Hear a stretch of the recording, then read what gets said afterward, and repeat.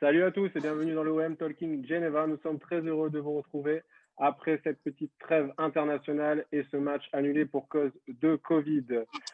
Pour nous suivre, rien n'a changé. Nous sommes disponibles toujours sur nos réseaux sociaux, Facebook, Instagram et Twitter, AOM Nation Genève. Au sommaire de l'émission, nous allons commencer malheureusement par la triste disparition de Diego Maradona, le dieu du football. Nous allons bien sûr revenir après sur l'actualité de l'OM avec cette défaite contre Porto 2-0. Pourquoi ce cauchemar? Ce sont les mots d'AVB. Nous tenterons après d'expliquer pourquoi il y a un tel écart entre le championnat et la Champions League. Puis, nous nous reposerons la question pour la suite de l'ambition européenne. Est-ce que l'OM doit tout arrêter pour se concentrer sur le championnat? Ce sont également les propos d'AVB. Notre rubrique des joueurs à la loupe. 4 joueurs passeront dans le radar de nos chroniqueurs. Le jeu des pronos que vous connaissez et les questions à notre invité du jour que vous allez découvrir dans un court instant. Pour m'accompagner ce soir, l'équipe du OM Talking Geneva, Raph, Flo, Christopher et Richard sont là. Bonsoir messieurs. Hello. Bonsoir. Bonsoir. Et notre invité du jour, alors c'est quelqu'un qui fait partie, je pense, de la légende de l'OM, car il était là un certain 26 mai 1993. C'est un gardien emblématique de l'OM, mais également du football français. Nous avons l'honneur de recevoir Pascal Olmeta. Bonjour Pascal. Yeah! Yes! Salut les gars, salut à tous.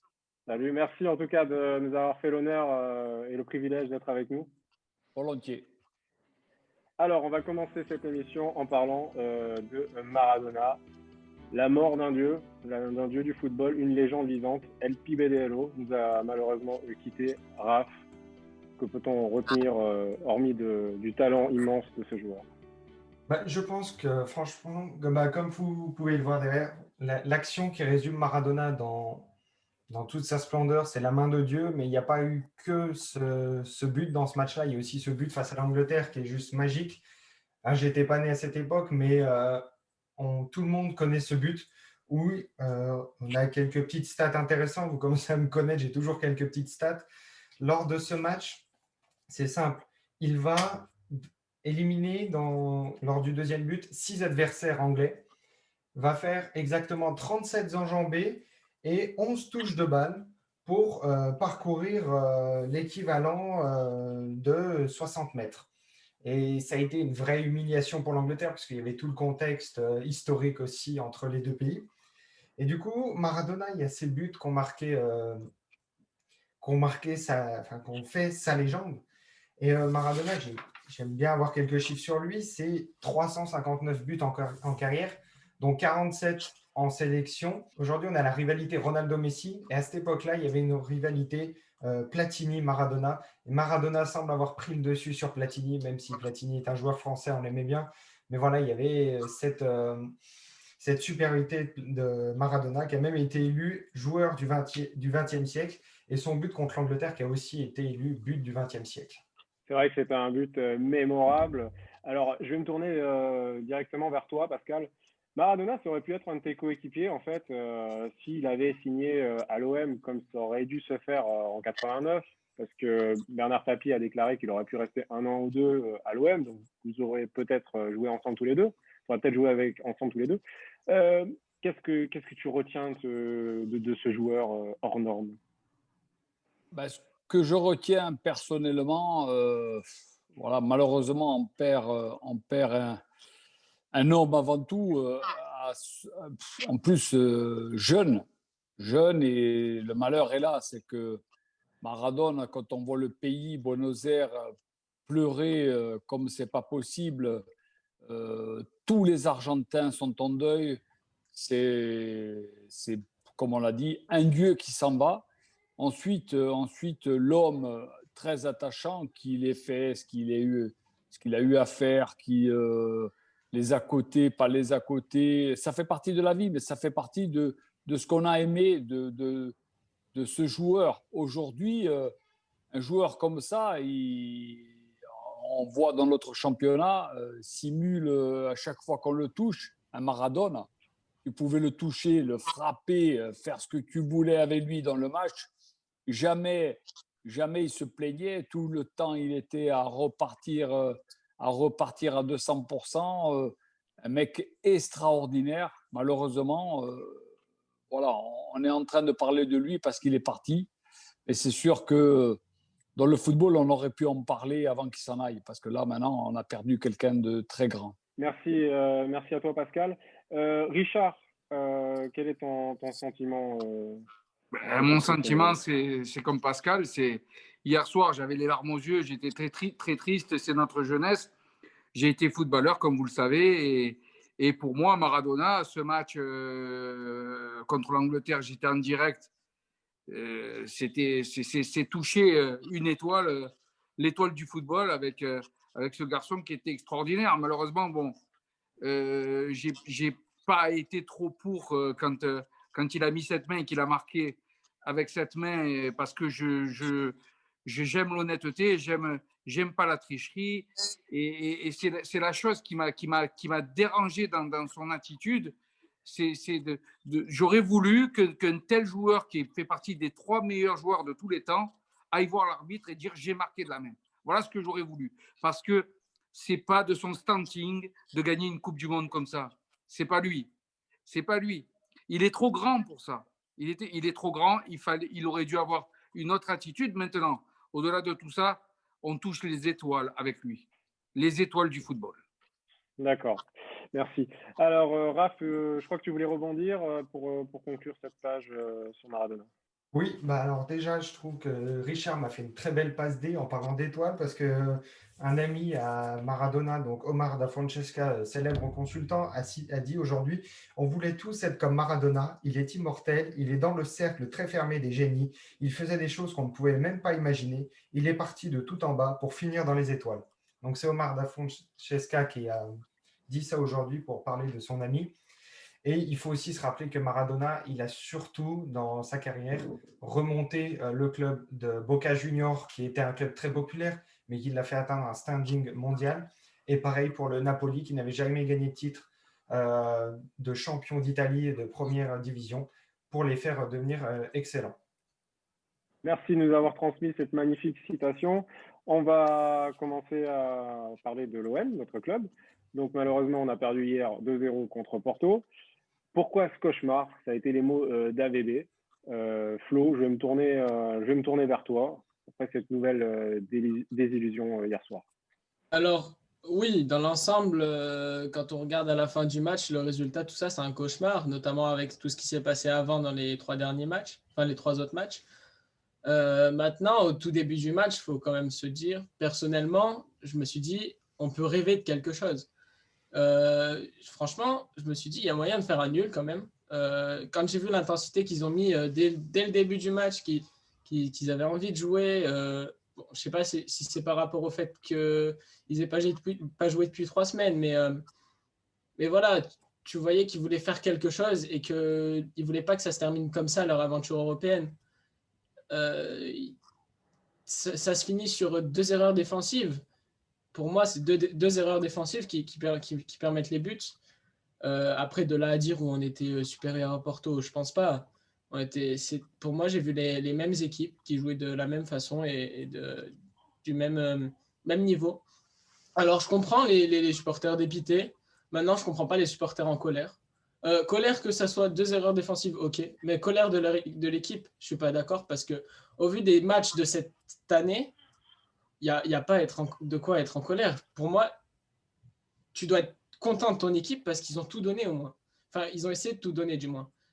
Après, voilà, il y a le résultat. Et je pense qu'on aurait fait un nul ou on aurait gagné, mais de la même manière qu'on a perdu, on aurait dit que c'était un super bon match, qu'ils ont super bien joué, tout ça. Donc, moi, je ne suis pas super d'accord avec ceux qui sont en colère de l'équipe.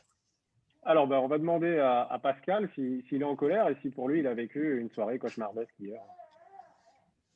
Non, les gars, en colère, non. Basta, tu peux plus être en colère parce que je l'ai dit depuis quelque temps en arrière que tu jouais cette coupe pour être présent, c'est tout. Tu peux pas te dire aujourd'hui tu vas rivaliser pour te qualifier pour gagner ces matchs. Comme j'entendais hier les commentaires. Porto n'est pas une petite équipe. Porto est une belle équipe. Mais de là à dire qu'en face, on avait une équipe qui pouvait rivaliser avec, non, c'est pas possible. C'est pas possible. Tu alignes pas, quatre passes,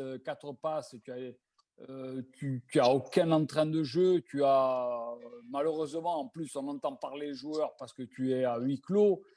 Ça, c'est un malheur. Mais tu vois pas d'âme, tu vois pas de joueurs rébellion, tu vois pas de comme j'avais pu le dire. On en a écrit des tonnes. Quand j'ai parlé de Payet, si Payet il a grossi de tant de kilos, c'est parce qu'il faut l'aider. C'est parce qu'à l'époque, on va parler comme un vieux con, c'est que à l'époque, tu ne pouvais pas admettre que quelqu'un se laisse aller, c'est que ça ne va pas. Et si ça ne va pas, ben, c'est que tu n'as pas la place à jouer le haut niveau. Et à chaque fois, quand aujourd'hui, le public en a marre parce qu'on leur fait croire, on leur fait rêver. Mais il faut arrêter de se masturber. C'est une bonne équipe et basta, sans plus, sans plus.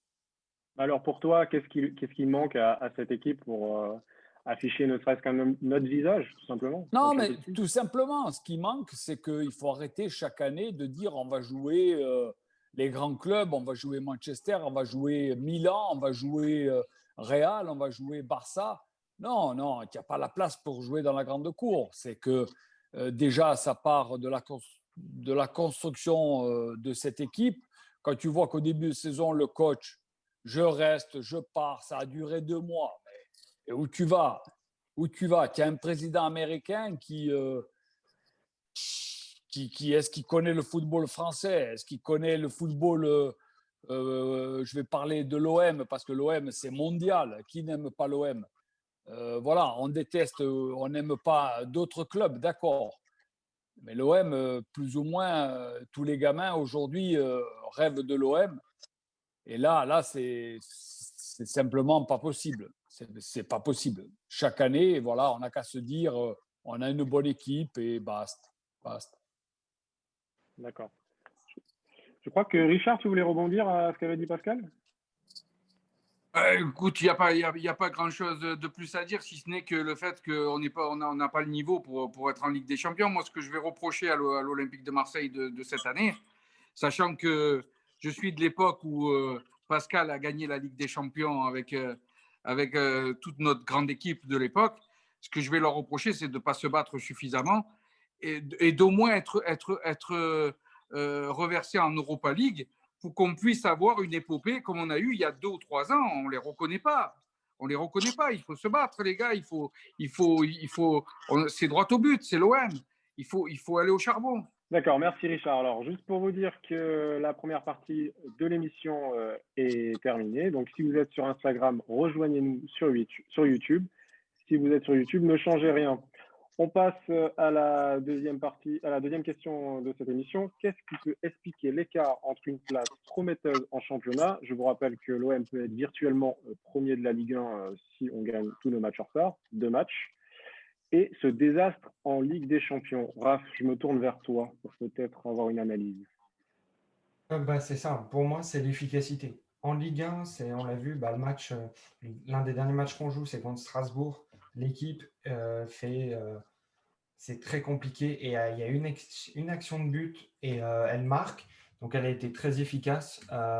Mais contre Porto, il n'y a eu aucune efficacité. Au début, pourtant, il y a eu un bon état d'esprit. Mais en Ligue des Champions, l'état d'esprit, ça ne suffit pas. Et surtout que l'état d'esprit, après le premier but, on sent que cette équipe, elle est plus au taquet. L'année dernière, quand AVB est arrivé, on sentait que même quand on perdait, par exemple contre Monaco l'année dernière, on perd 2-0 et on revient, on gagne le match 4-3. Et là, on sent que dès qu'il y a un but, il n'y a plus ça. Donc ça, en Ligue 1, ça peut se pallier par des individualités, tout ça. Mais en Ligue des Champions, ce n'est pas possible. Il faut vraiment qu'il y ait une équipe, qu'il y ait une âme, mais aussi que l'équipe, elle joue technique. Et j'y reviendrai après, mais la prestation de certains joueurs, ça a été catastrophique, avec des passes uniquement vers l'arrière. Quand tu joues en Ligue des Champions, que tu es mené, tu es dos au mur, tu joues vers l'avant.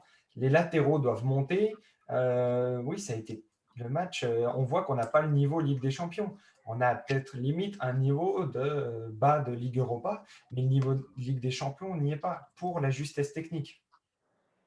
D'accord. Pascal, toi, tu as joué la Ligue des Champions. Tu nous as déjà plus ou moins donné ton sentiment tout à l'heure, mais est-ce que tu partages l'analyse de Raph? Oui, Raph, il est clair. C'est que, tu sais, c'est comme à l'école. Tu as les bons élèves, ils sont toujours devant le premier rang parce qu'ils écoutent, parce qu'ils sont sereins, parce qu'ils vont à l'école, parce qu'ils aiment. Et puis après, il y a ceux qui se mettent au fond de la classe et qu'ils attendent la fin de l'année pour peut-être ne pas passer, redoubler. Et l'OM, c'est pareil. C'est que tu n'as pas l'équipe. C'est malheureux, mais c'est que l'équipe dirigeante, si tu ne construis pas quelque chose et tu ne reprends pas, et je le dis et je le répète, des anciens joueurs qui peuvent t'apporter quelque chose sur le papier, sur le terrain, à côté du terrain, où que tu veuilles, tu n'y arriveras jamais. Tu n'y arriveras jamais. Tu peux avoir des joueurs que tu veux, des bons, des jeunes, mais l'OM, c'est particulier. C'est très particulier. D'accord. Allez, on va continuer en se posant la question une nouvelle fois, parce qu'on s'est déjà posé cette réflexion, si l'OM devait abandonner toute ambition européenne cette saison. Cette fois-ci, AVB semble prôner cette réflexion aussi. Donc, je vais me tourner vers toi, Chris, on t'a pas encore trop entendu. Oui. Donne-nous ton sentiment là-dessus, s'il te plaît. Oui, je voulais revenir sur ce point, et désolé parce que ça devient un peu, on en discutait un peu hors émission, ça devient un peu le running gag, c'est la discussion éternelle, parce qu'effectivement, il y a un peu deux opinions en fait, qui s'affrontent. Il y a, Richard l'a exprimé tout à l'heure, celle du supporter marseillais, hein, celle de se dire, voilà, on est l'OM, même si on doit jouer à l'Europa League, il faut qu'on la joue à fond, on doit jouer tous les matchs à 100%. Et puis, après tout, si on fait un beau parcours européen, au moins on aura quand même mis quelque chose dans l'assiette du supporter marseillais, comme l'autre consolation à défaut d'une catastrophe et ce cauchemar que disait AVB à propos de la campagne de Ligue des Champions de cette année. Donc moi, j'ai un peu observé ce que dit AVB. Qu'est-ce que nous dit AVB? AVB nous dit, c'est très intéressant de voir ses conférences de presse, en gros, qu'il est presque prêt à lâcher toute campagne européenne cette année pour se concentrer sur le championnat. Alors, il ne le dit pas directement dans ces mots-là, mais c'est clairement ce qu'on sent en fait derrière. Pourquoi? Parce que quand il parle de faire l'Europa League, on voit que ça ne lui plaît pas trop parce que l'idée d'avoir un calendrier surchargé avec la qualité de ce trophée, en fait, c'est pas quelque chose qui lui plaît trop. Et lui, on voit en fait que sa nouvelle vraiment motivation, c'est d'essayer d'aller chercher PSG cette année en championnat. Alors moi, c'est là où je voulais rebondir, c'est-à-dire voilà, effectivement, si il arrive à, étant donné que cette année, il le dit d'ailleurs à juste titre, que beaucoup de certains gros Européens en fait ont beaucoup de mal à retrouver leur équilibre, à retrouver leur jeu, et PSG en fait partie. Et aller les chercher cette année, même en ayant des résultats ric-rac, mais finalement arrivant sur le poteau à peut-être aller les chercher, parce qu'effectivement, comme dit AVB, actuellement on est virtuellement premier. C'est-à-dire que si les 2 matchs en retard, on avait fini, si ceux-ci on les gagnerait, eh bien on serait premier à l'heure actuelle. Donc c'est un peu vers ça qu'il essaye, nous les supporters, nous faire un peu avaler la pilule en disant, bon voilà, la campagne européenne, c'est mort. Essayons de voir un peu ce qu'on peut faire dans le championnat.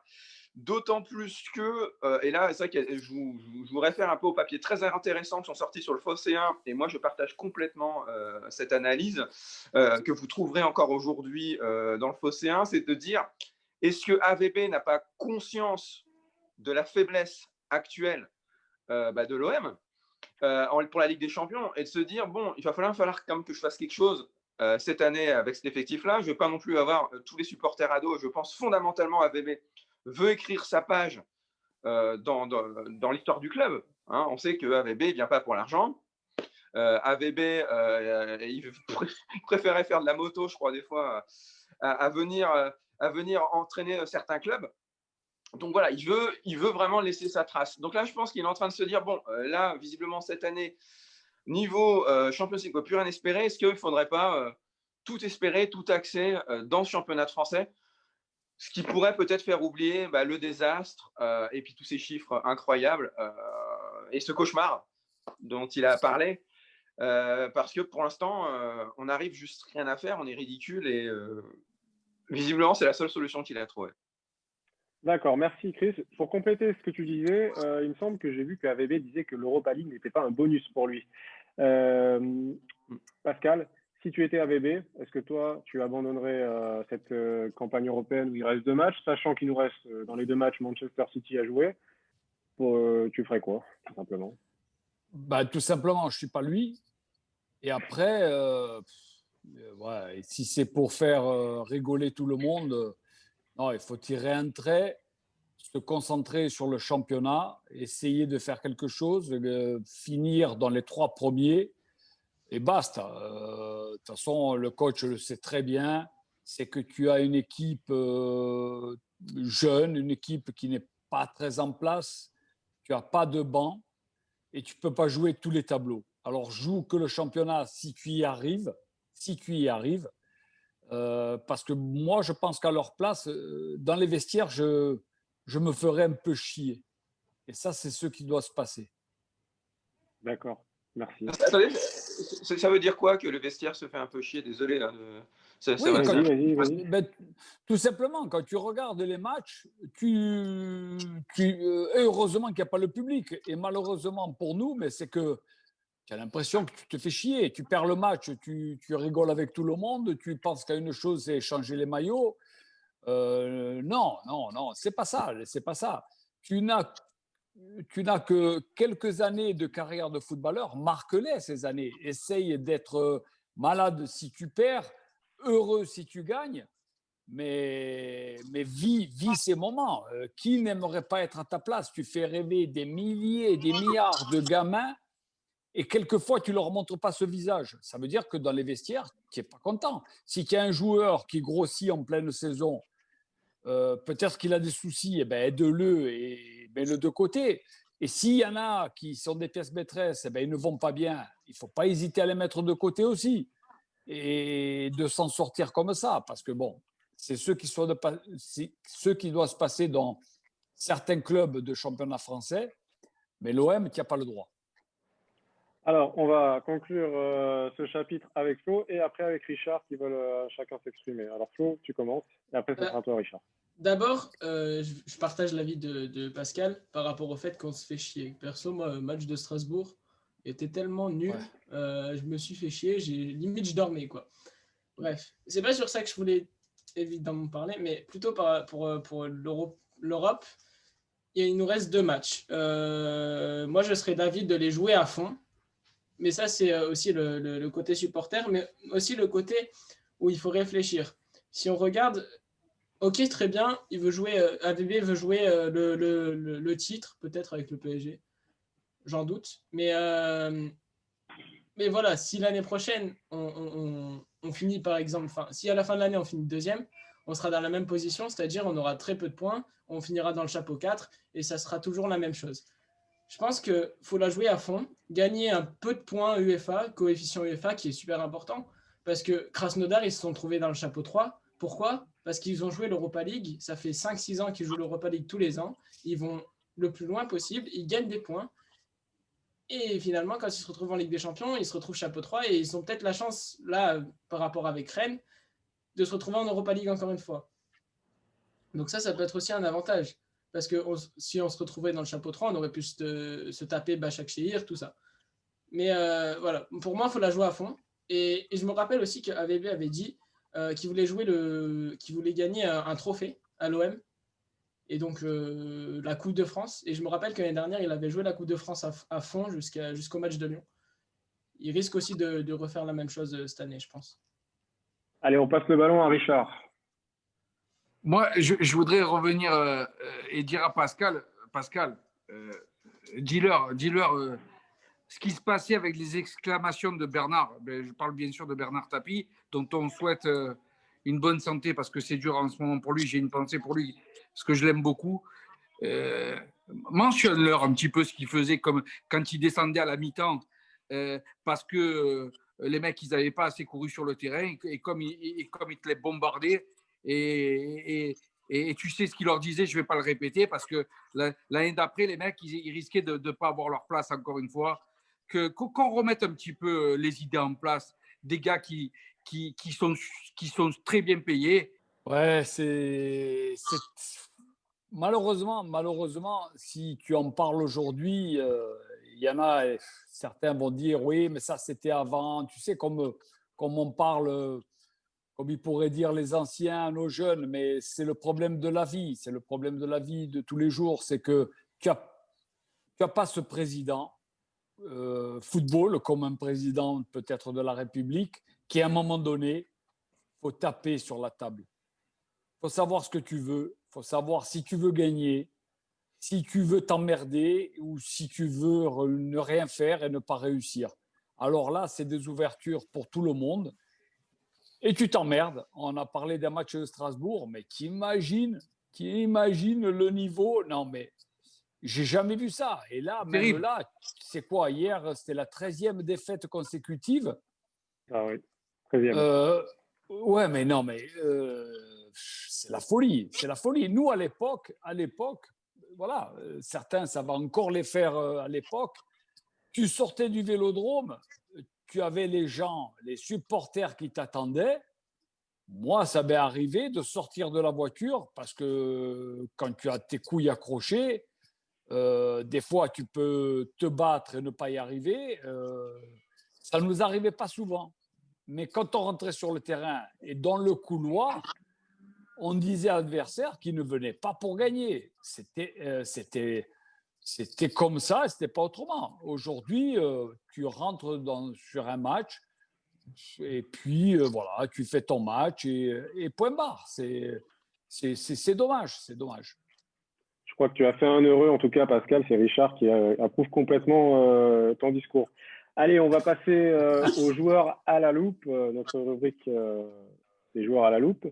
On va commencer par Valère Germain, donc, qui était titulaire, une titularisation surprise de la part d'AVB. On commence avec toi, Richard, justement.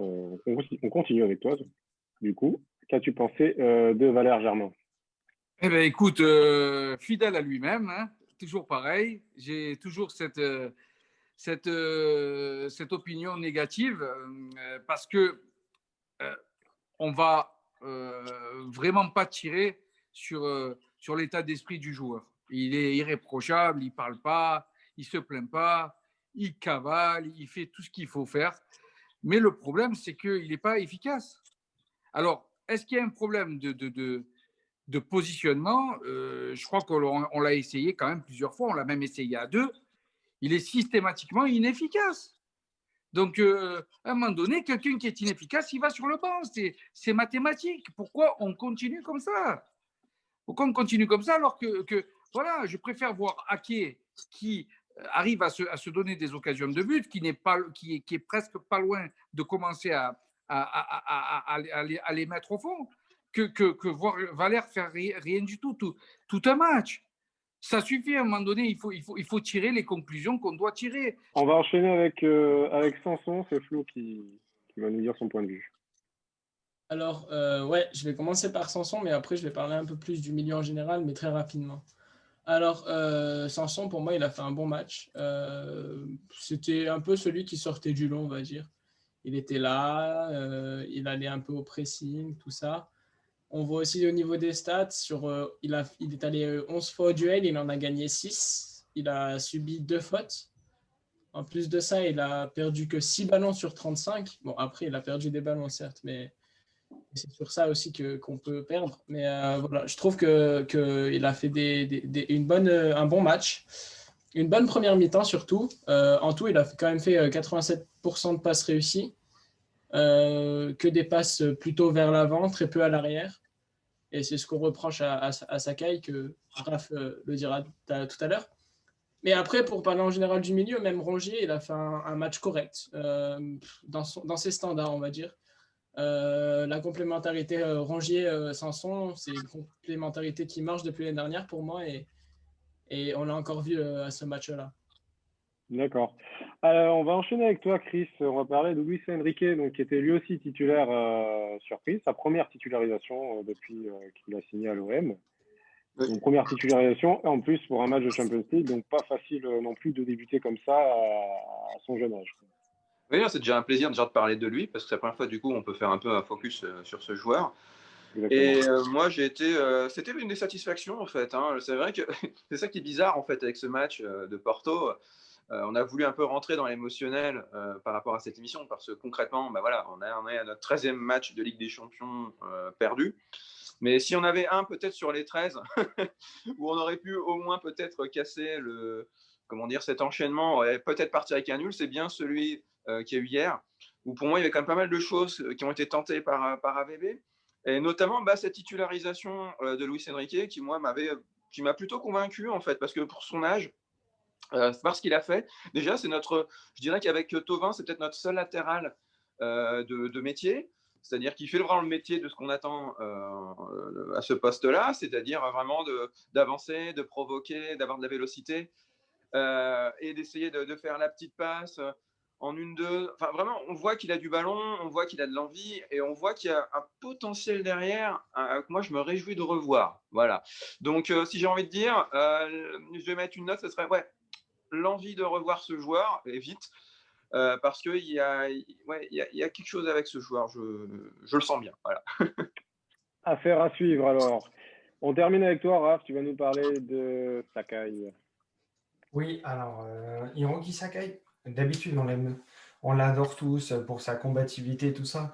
Mais enfin, moi, j'ai trouvé hier extrêmement limité. C'est un latéral, il joue 7 duels, il en gagne 3. Ça fait moins de 50%, c'est énorme. Alors, il fait 40 passes dans le match. Il y en a 92% à peu près qui sont réussis. Mais enfin, je n'ai pas réussi à retrouver les stats, mais je pense qu'il y a au moins les 3/4 qui sont des passes vers l'arrière.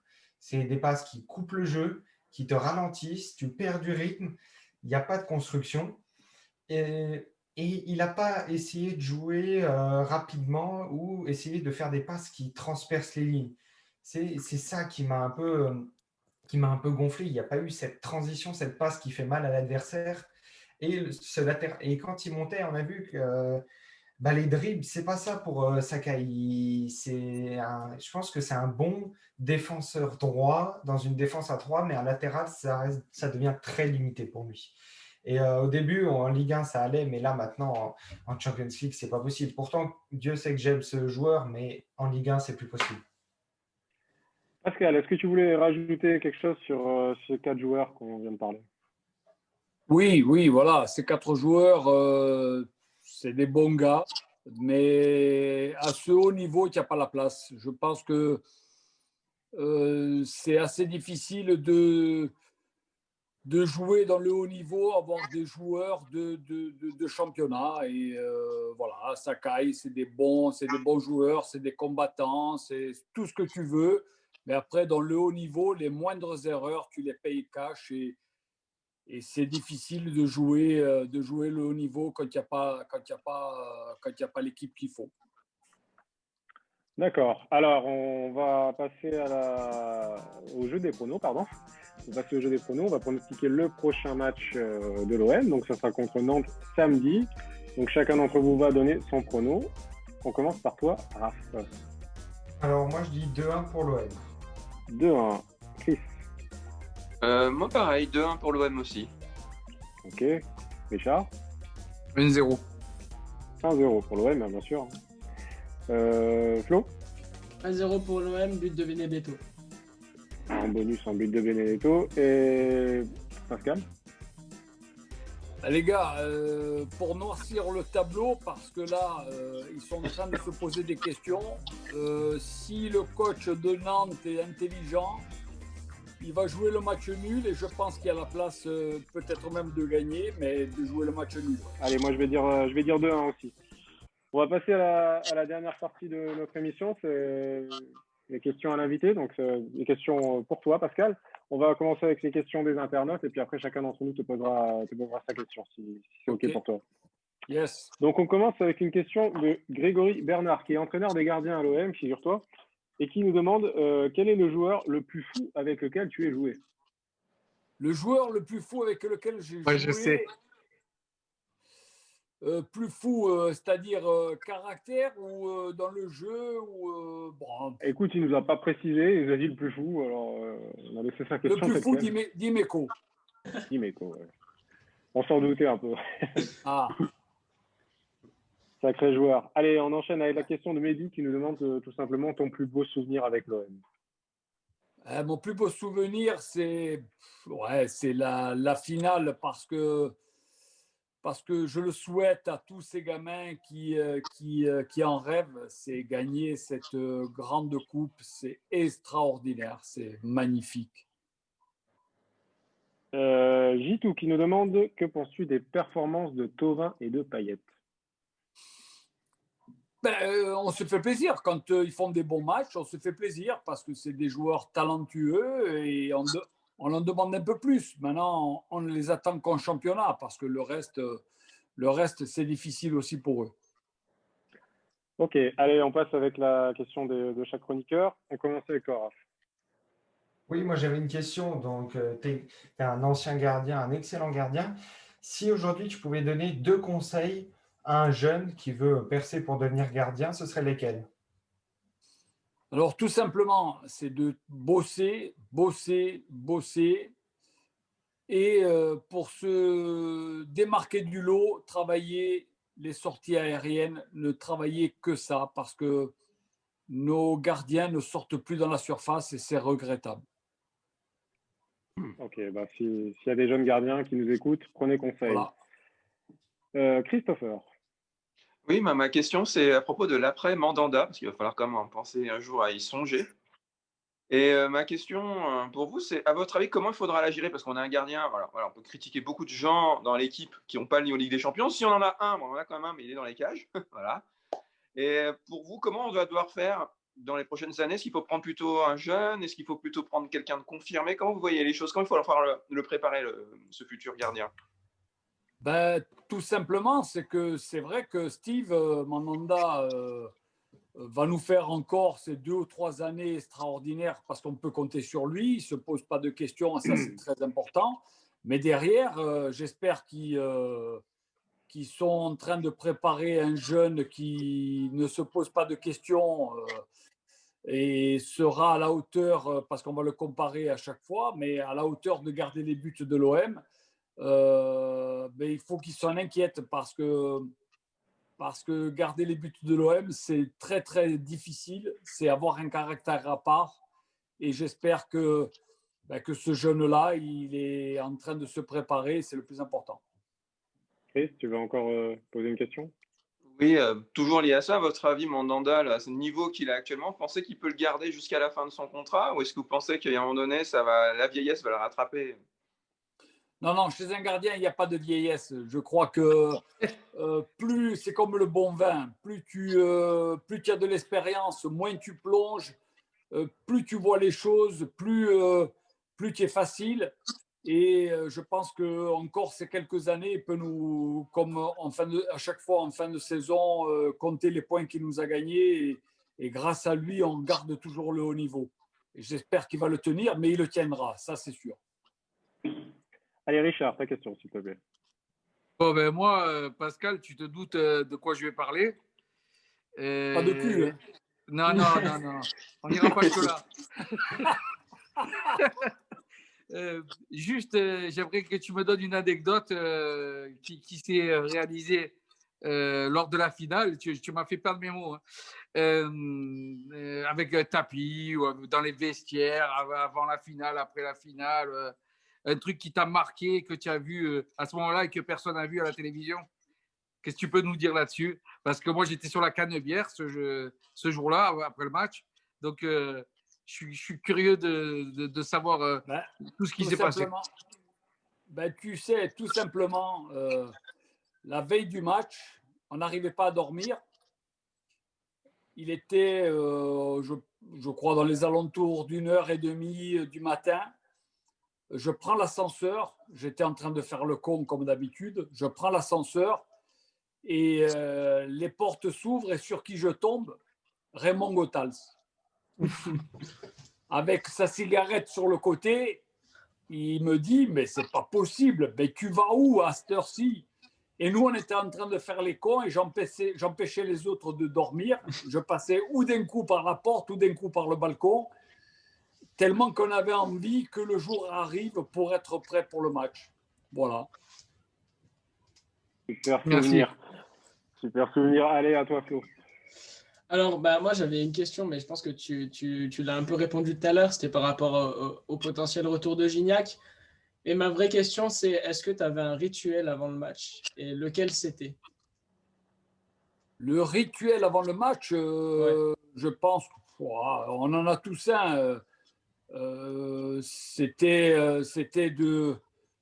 d'être avec notre public. On ne rentrait pas en tant que joueur, on rentrait pour cette fête, on rentrait sur le terrain parce qu'on savait que on allait gagner, parce qu'on avait dans nos têtes qu'on rentrait pour gagner, on rentrait pour notre public, on rentrait pour vibrer avec eux et presque c'était regrettable qu'à chaque fois le match se passait aussi vite parce qu'on voulait rester dans la fête.